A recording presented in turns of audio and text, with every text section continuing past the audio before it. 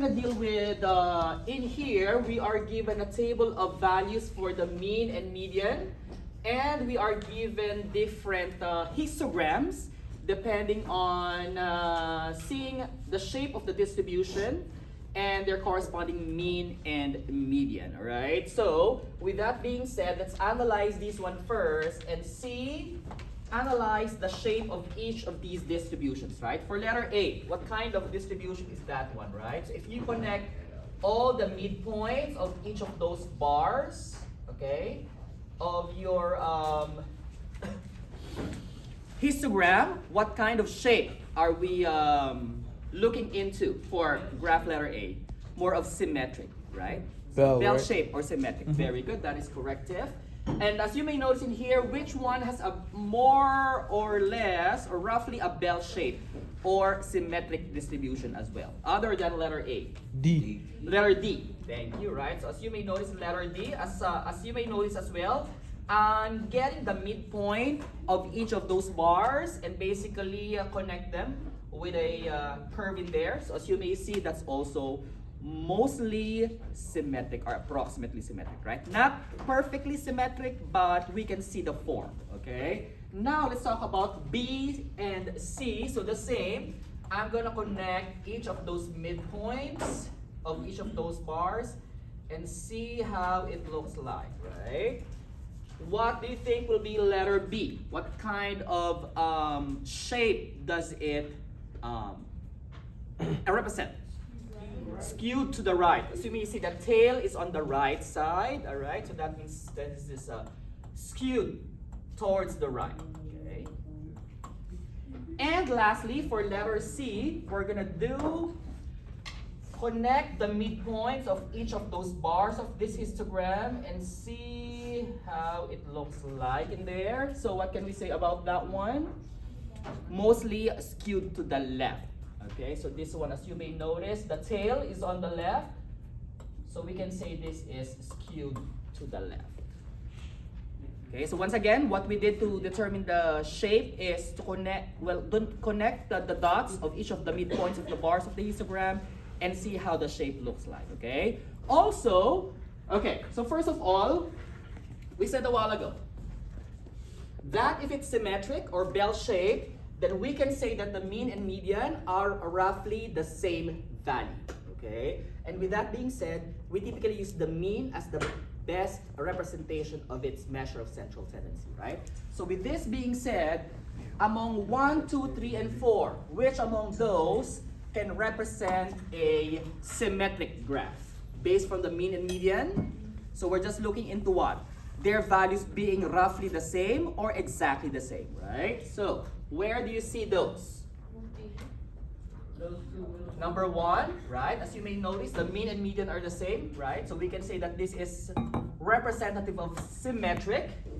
What else? What Roman number? Roughly the same.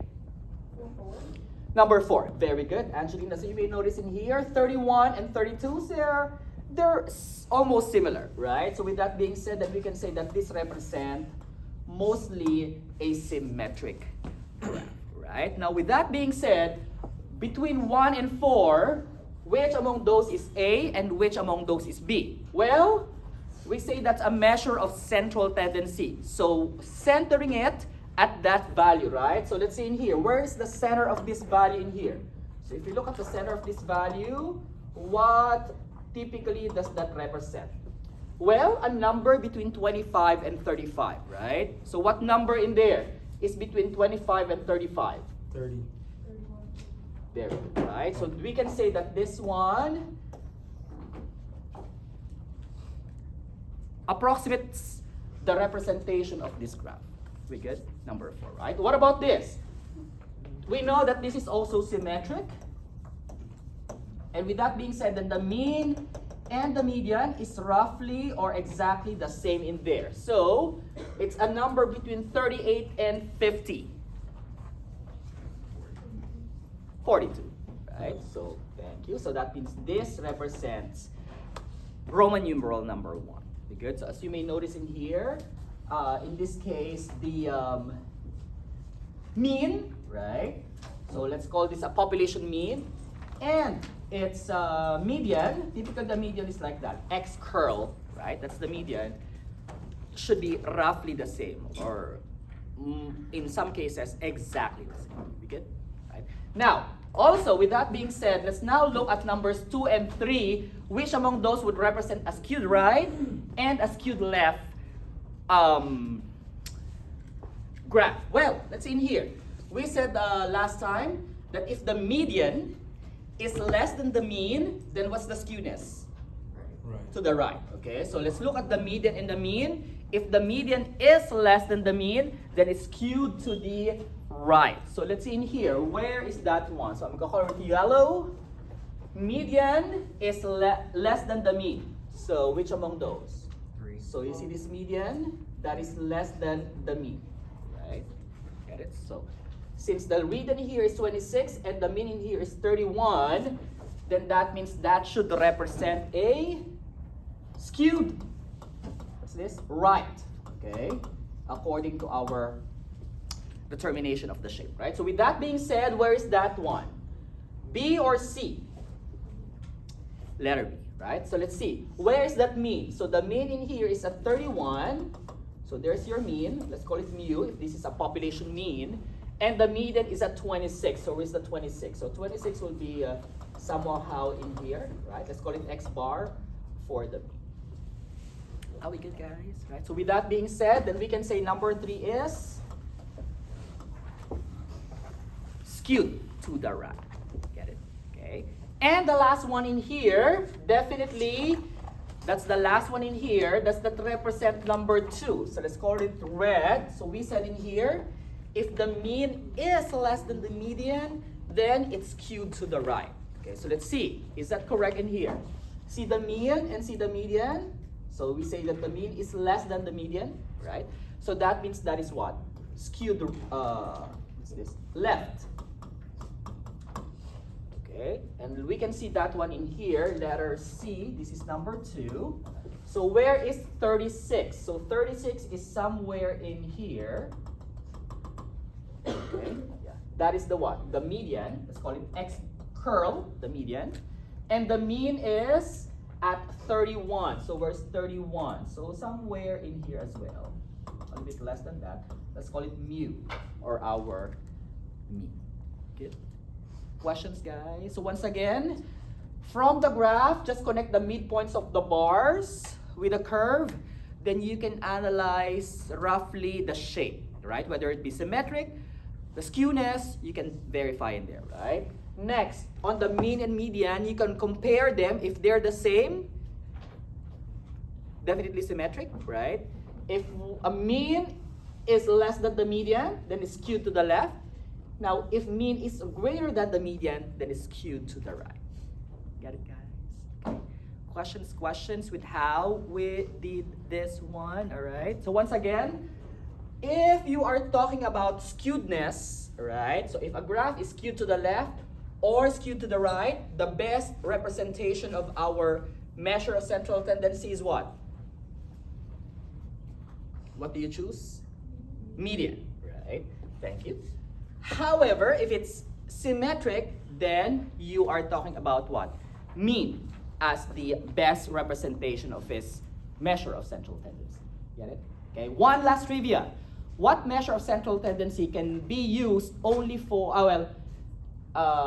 if you have a qualitative variable or qualitative data, what measure of central tendency is the only one that you can use for qualitative data? Mean, median, or mode? Mode. Very good, Angelina, right? That is correct. So if your data is qualitative, the only measure of central tendency that you can choose is mode. Why? Because this is qualitative, they're not numeric, they're attributes, they're characteristic, right? So the most characteristic mentioned, or the most number of observations of that characteristic or attribute is your mode, right? But again, you cannot compute for the mean, you cannot compute for the median. Good? Why? You cannot compute for the median because you cannot arrange them, right? Mean, well, you cannot add them. right? So, I mean, how are you going to add attributes or characteristics? We cannot, right? But the mode is the most frequent observation. Then yes, you can observe just the attributes and the characteristics and see which among those is the mode. Get it, guys? Any questions? Right. Now, let us now analyze this particular data. So you go to our StatCrunch, and under the data set from our textbook, we are dealing with chapter 3.1, number 19. Okay, so we have this data set in there. Okay, so here it is. This is our data set. Comparing the what? The traditional and the flip methods, right? So it looks like this is what we call an experimental study, right? Comparing the traditional with the flip method, okay? Now, how do we analyze the measures of central tendency for such? So you can follow along, guys, right? So again, we are using StatCrunch. First, let's click on stats, okay? After clicking on stats, we're gonna click on summary statistics, right? So summary stats.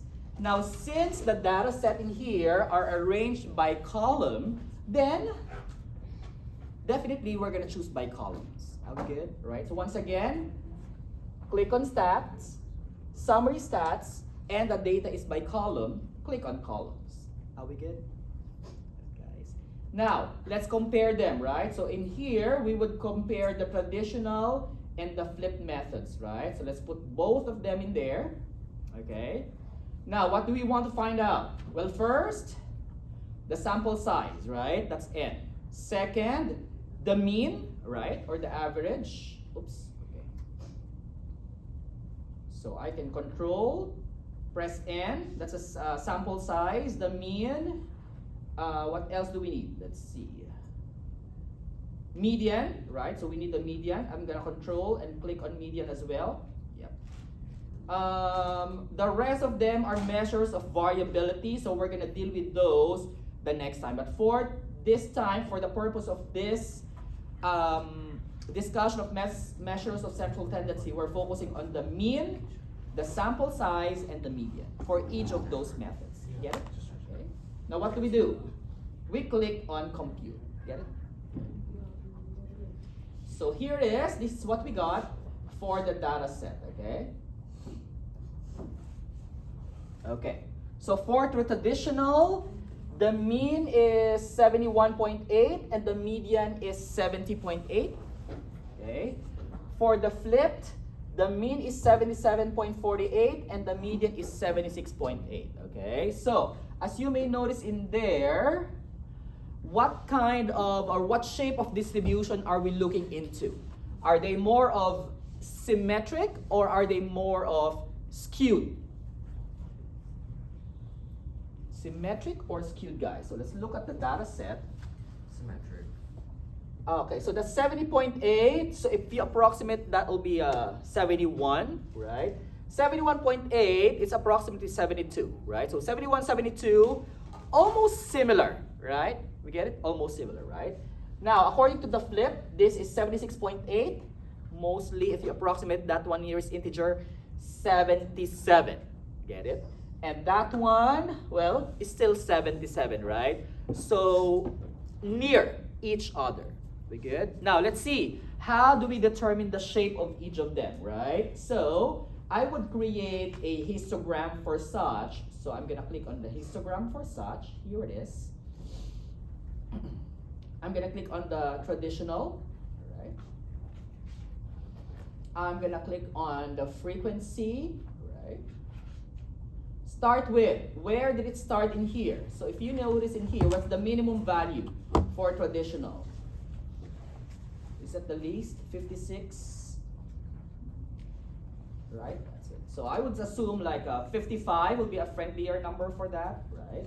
And the width, as we may notice in here, the largest is what? What's the largest value for such, for traditional? Is that 85 the largest already?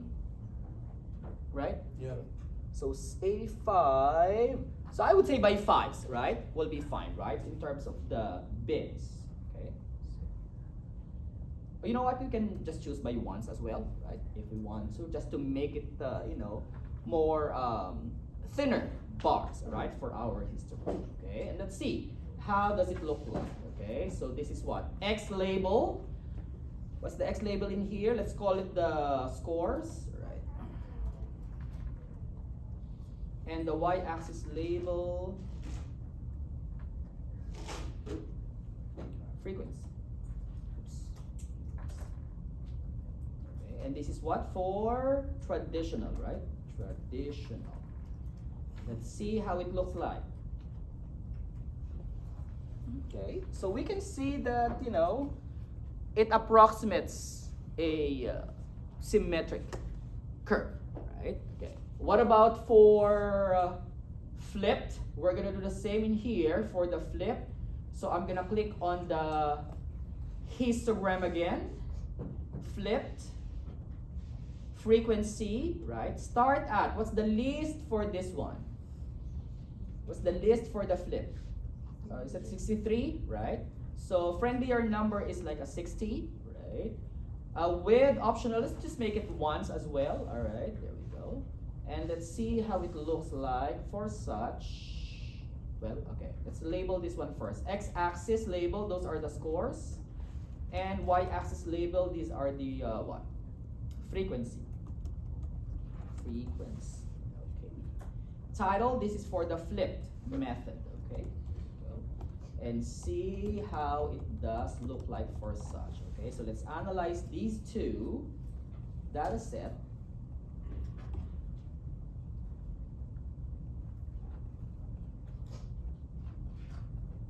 Okay, so first of all, in terms of shape, mostly they're symmetric, right? I would say, except this one, right? But other than that, they're mostly symmetric, right? And what is the measure of central tendency if it's symmetric? The best measure is mean or median? Mean. Mean, all right? So for this flip, the mean turned out to be at what? 77.4, right? So 77.4 is somewhere here.